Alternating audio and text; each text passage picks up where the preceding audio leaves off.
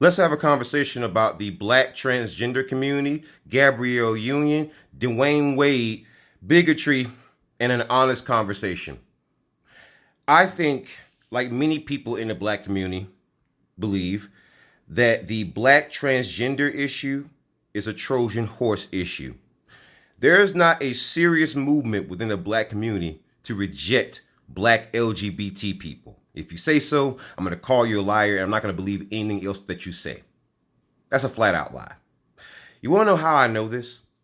It's because it's just like many other issues within the black community. It's a deflection.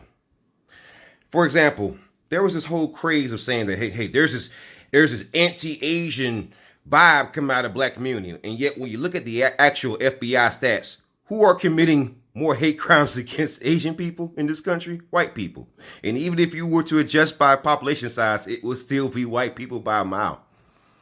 The same with the Jewish thing, right? They try to blame Kanye West and Kyrie Irving. To this day, Kyrie Irving did nothing wrong. And Kanye, I look at a lot of other white people like Brett Favre. I look at Ari Emanuel. I look at Dana White.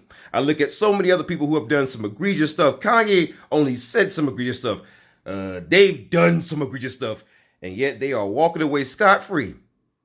None of their bank accounts are being frozen. Money ain't being taken.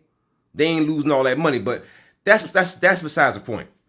It's very interesting how they try to blame Kanye and Kyrie and Whoopi Goldberg for anti-Semitism. When you actually look at the FBI stats, who leads in anti-Semitism?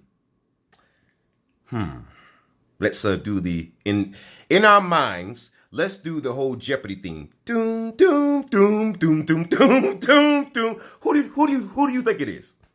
White people by a mile.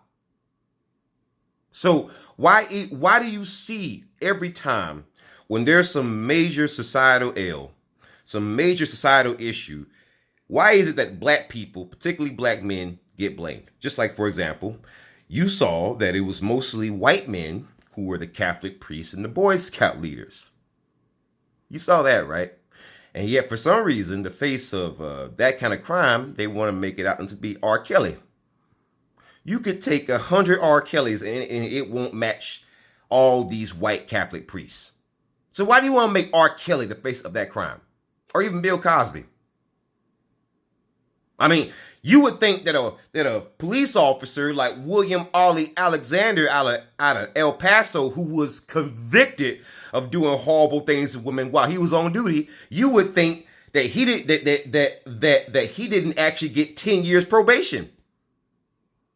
But you're looking at black men as the face of a predator. Fascinating, isn't it?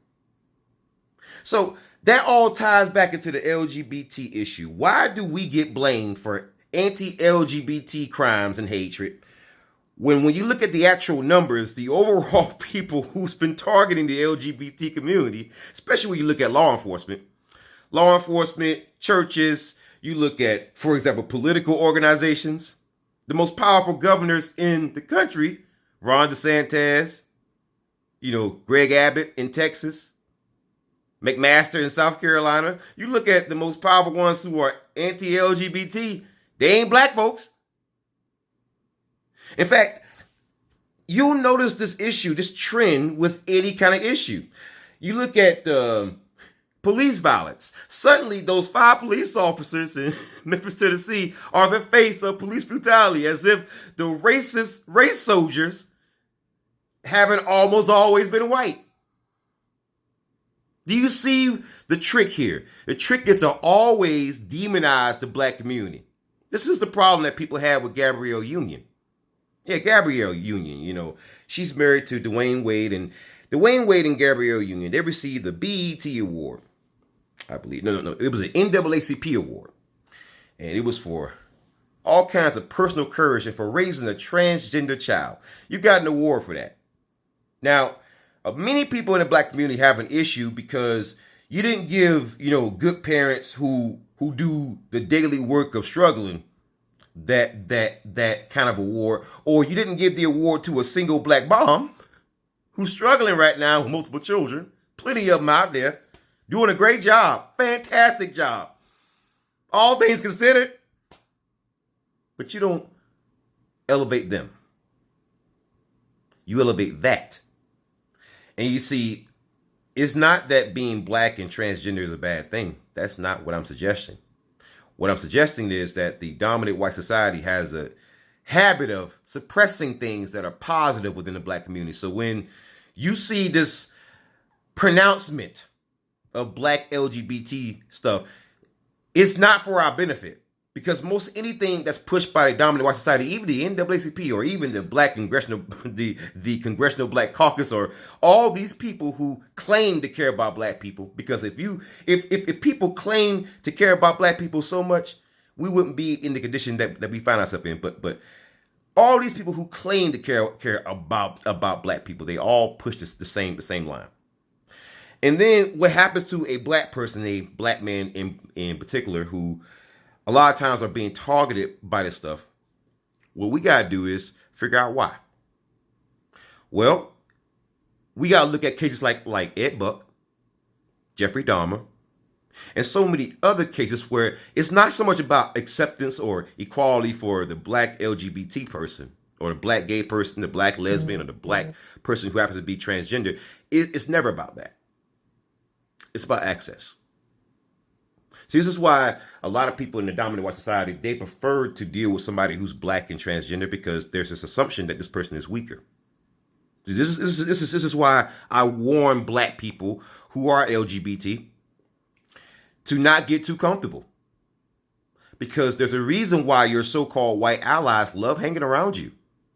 Because fair or unfair, I don't see the black LGBT as a detriment to us, but a lot of white people do.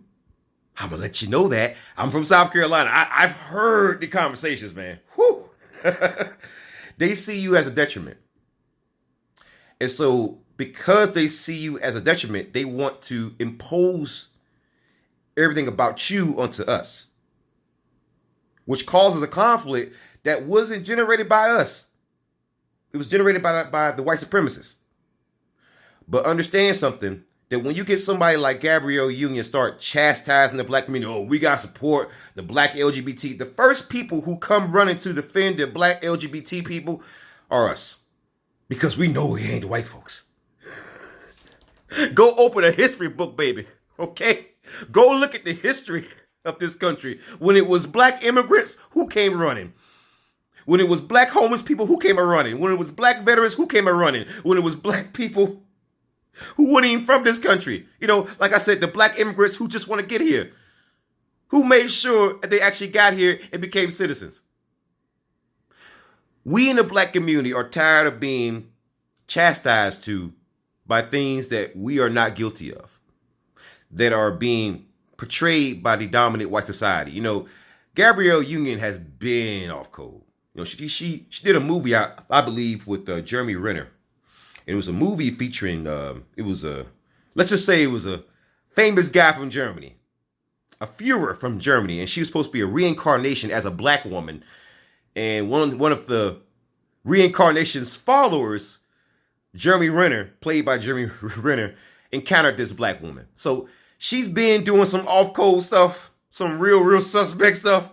So that also adds to some of the vitriol that she's been getting from the black community, but it ties into the whole thing. Many people within the black LGBT space, they are, you know, used as buffers and as bastions and as battering rams against black people in particular.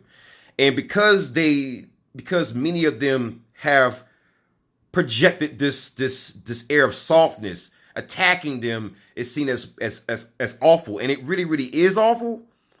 But when you are allowing yourselves to be used as a tool of white supremacy, you have to kind of expect that, man.